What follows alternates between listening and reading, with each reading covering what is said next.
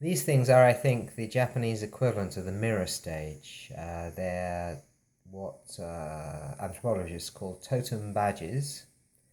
They were originally natural artifacts, for instance, stones from around a large rock or branches from a massive and impressive tree, or the bull roarer in the Arunta tribe in Australia. And one of their commonalities is that they generally make a noise.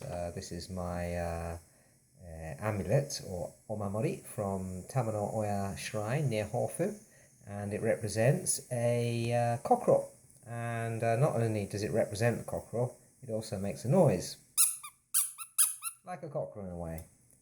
And the bull roarer, in the Arunda, they wave it around their head and it would make a noise. And this is a more modern one. This is what the masked riders use to transform themselves. Always something symbolic. This I believe represents a USB memory, but it also similarly makes a noise. It says its name. And I think that the important thing is that they're symbols that can say their names, and symbols, generally speaking, have two functions. One is that they call forth a response. They say their names. Well, they don't normally say their names. Other people can normally have to read them or respond to them. And also they point. And I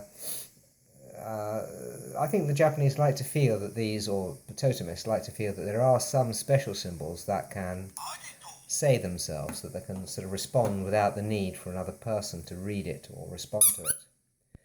So famous, so magical that they can actually say themselves. And I think this is what perhaps